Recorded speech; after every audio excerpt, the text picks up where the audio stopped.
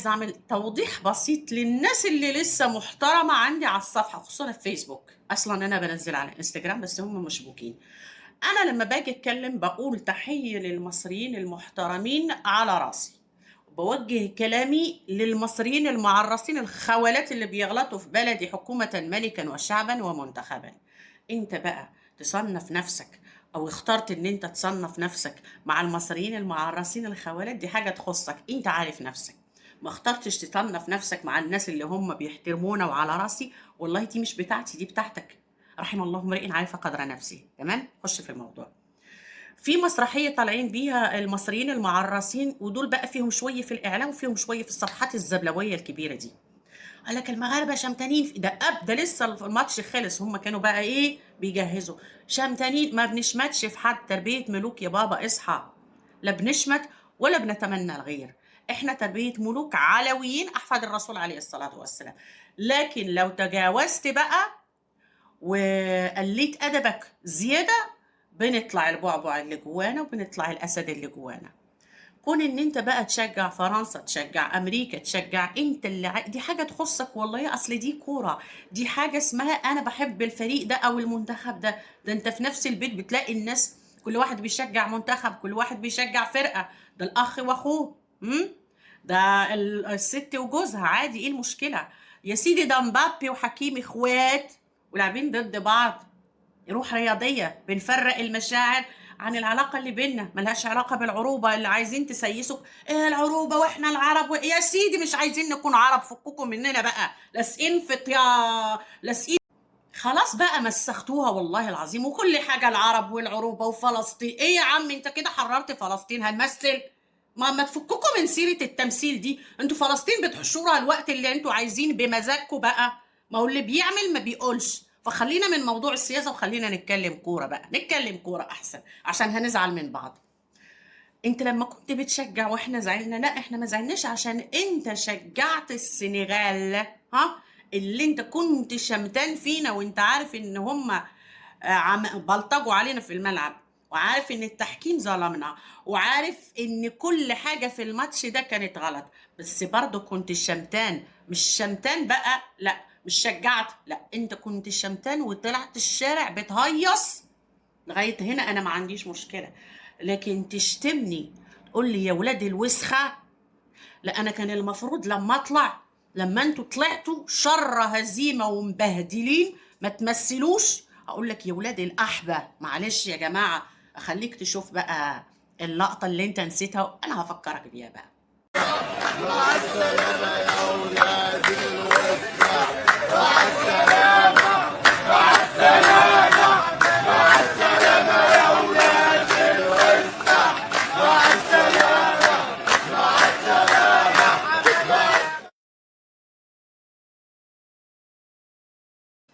لأ بجد إيه ده؟ إيه ده؟ إيه كمية الغِل والحقد وإيه، أصل ما حدّش يقول لي لأ أصل إحنا زعلتوا لمّا أنتم ما شجّعتوناش، ما هو ما ثمرش فيكم، شجّعناكم وما ثمرش فيكم والعالم شاهد. مش شرح الواضحات من المفضحات. لمّا أنت تطلع تشتم بالطريقة دي وبالمنظر ده، يبقى أنت حد غلاوي، حاقد. أنت حاقد على كاره، على معقّد، على مريض، على منفسن، وكنت مغلّفها بقى بإيه، بشوية الحب، دَس السُم في العسل، ماشي؟ ده أنت حتى استخسرت فينا إن إحنا ناخد حقنا بالقانون. إحنا ما طلعناش لا نعيّط ولا ننحنح ولا لعيبتنا عيّطت ولا مدرب عيّط ولا نحنحنا ولا صدّرنا للعالم دراما. إحنا بنشتغل في صمت. جبنا حقنا بالقانون واستخسرتوه فينا بقى، طالعين تشتموا عمّال على بطّال على مش عارف. ده أنت حركة الفوطة لو كانت حصلت عندك دي كان زمانك بتعيّط لغاية دلوقتي. وهي الفوطة اتفضحت في أمريكا وما شُفتش صوت أمك طلع، يا جزمة يا ابن الجزمة. فما نقعدش نمثل.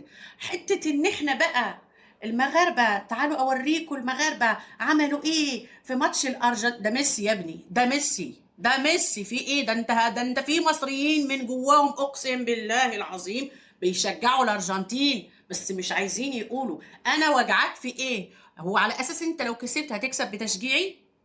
يعني ده فريق انا بحبه اشجع اللي انا عايزاه، انا حره، بس ما قلش قلبي. لو هم مبسوطين فرحانين دي حاجه تخصهم، لا شتموك ولا قالوا ادبهم ولا قالوا لك يلا يا ولاد الوسخه. فاهم يا ابن الوسخه؟ تعال اوريك حاجه.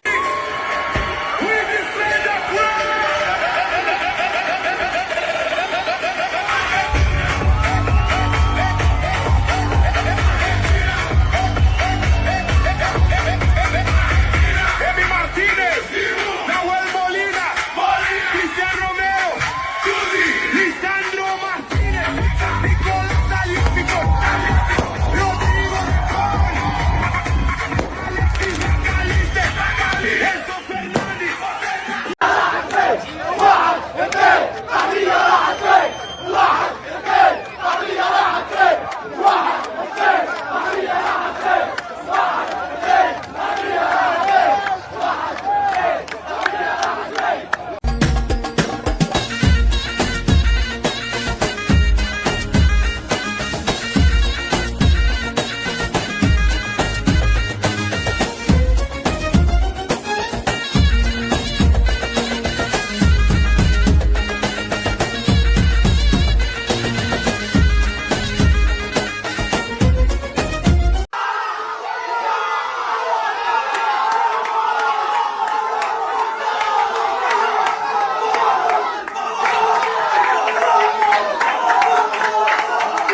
سمعتش صوتكم يا ولاد الوسخة وولاد الأحبة أولاد الأحبة، ما سمعتش صوتكم. ليبيا على سوريا على لبنان على الخليج على ده مش عيب على فكرة، ما اسمهاش عروبة وتسييس، يعني عادي منتخب أنا بحبه، يعني أنا ممكن أحبك كبلد بس المنتخب ده بيلعب كورة، مش هنضحك على بعض. أنا البلد والشعب بحبهم بس لما أجي أشجع مش هشجعك. لو مش لاعب مع المنتخب اللي أنا بحبه ممكن أشجعك، لكن أنت لاعب مع منتخب مع أسطورة كرة القدم، ما مش هتمثل. لما شجعه ما يسمعش ان انا بكرهك. انت دايما يا مصري عايز تسيس الدنيا وعايز تعمل نفسك دور ضحيه وعايز تمثل على الناس ان انت مظلوم وان انت كل الناس. لا لا لا لا، انت اللي عايز تكره الناس فيك. وعلى فكره مبروك، انتوا وصلتوا ان انتوا تكرهوا الناس فيكم. برافو يا مصريين، برافو. مفيش شعب كان بيحبكم قد المغرب. دوسه يا صاحبي، قد المغرب والمغاربه، بس انتوا نجحتوا ان انتوا تكرهوا الناس فيكم بجد. واحنا اكتشفتوا ان انتوا ناس وسخه وسخه قوي بجد. انتوا تطاولتوا على الملك، تطاولتوا على الامهات، على الاعراض. احنا لسه لا محدش فينا تطاول على رئيس السيسي اللي انا بحترمه جدا، عشان بس افهمكم ان في وسخه في الموضوع وفي كره وفي حقد وفي فلوس جايه من الجزائر. ما سمعناش صوت واحد فيكم بيتكلم على انهي بلد، اي بلد من البلد اللي بتشجع. خلي بالكم مش بيشجعوا بس، دول طالعين بيحتفلوا في الشوارع، بس المعرصين الخوالات اللي قابضين بس عشان المغرب مش هيعرفوا يتكلموا عن غير عن المغرب. هات لي فيديو واحد فيه المغاربه احتفلوا في الشارع. يا عرس يخول منك ليها له ليها، حطوا جزمه في بقكم عشان مش هتعرفوا تردوا. كلمه اخيره قبل الماتش بتاع ما ابوك فرنسا، ماشي؟ اللي هو احنا بعون الله، بعون الله ربنا هينصرنا وهنكسب وهنفشخك انت وفرنسا. انا لا عايزاك تشجعني ولا تشمت فيا ولا تجيب سيرتي اصلا. انت تفكك مني عشان احنا بجد احنا زهقنا. يعني اصل مفيش سيره في الدنيا غير المغرب. يا عم عندك العالم كله، ايه اللي لازم المغرب؟ في الاعلام المغرب، في الصحافه المغرب، لازم ده انت حتى وانت بتنتقد المنتخب بتاعك لازم تحط المغرب. وانا لما جيت انتقدت في فيديو ولقيت الناس هايصه وهتاكل نفسها، عملنا لا انا شتمت ولا انا قلت رايي. اقسم بعزه جلال الله انتوا وقفتوا على كلامي بعد يومين ثلاثه. انا قلتها اول يوم مفيش ظلم في التحكيم. لو في حد اتظلم في التحكيم تبقى ارجنتين، ده رايي تحترمه. عندك فكره تناقشني اهلا وسهلا، تخش تشتم لي هسب لامك سلسفيل الدين والمله وكل حاجه اللي هم ما عندكش اصلا. لا عندك دين ولا مله ولا اخلاق ولا اصل، يا معرس يا خول، وملكش غير ده عندي. فكوكم مننا بقى ولا تشجعونا، وان شاء الله باذن الله هنكسب عشان احنا اسود في الملعب في الواقع مش في المواقع.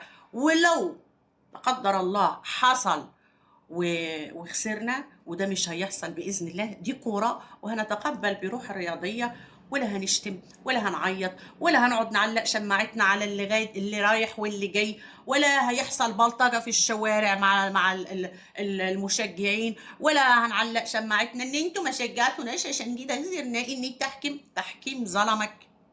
العب كوره والتحكيم مش شلكش الجولين، التحكيم ما ظلمكش طول الماتش. التحكيم لو كان عايز يظلمك كان لغالك الجولين، وهو حكم وهو حر. روح اشتكيه في الفرعون بجد، روح اشتكيه الفيفا، ما تشتكيهاش ليه زي ما عملنا وجبنا حقنا بالقانون اللي استخسرتوه فينا.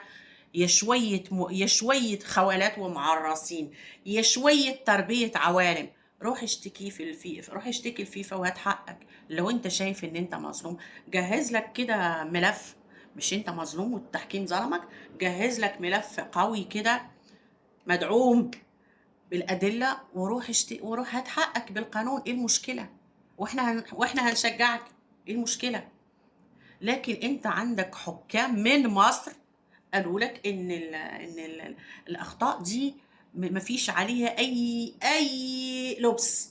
ده انت عندك اكبر صفحة بتاعت الفار قالت لك التحكيم صحيح سليم 100 100، بس انت عشان مغيب وعشان اتكرغلت وعشان الجزائر ربتك. ما هو اصل درمان عملت شغل جامد يا جماعه، طالع دلوقتي بقت الجزائر والله احلى بلد. يا عم الله يطلق بيهم، ما هو الخريه كانت تقلب على اختها 40 عام يعني عادي. هم احلى بلد، وانا بحيي الجزائر، ويا رب نشوف درمان تانية. ما هو الفرق ان انت لما جيت عند المغرب استقبلناك احسن استقبال، ورحبنا بيك ودخلناك بيوتنا واكلناك وشربناك وركبت ببلاش، ها، واتفسحت. بس لما مشيت هناك لما لعبت معاهم فشخوا دين مين امك وطلعت تعيط. اصل القط بيحب خناقه يا جماعه، القط بيحب خناقه. انا مبسوطه والله العظيم. وبعدين عايزه اقول للمصريين اللي يقولوا لي انت كنت في مصر وكان مرحب بيكي بفلوسي، هاتوا لي ذكر او ست رحبت بيا وقالت لي تعالي انت معزومه زي احنا ما عملنا. انا عربيتي كنت بسلفها انا بفلوسي بقى، مع احترامي للجميع ومصر بحبها، بس بفلوسي.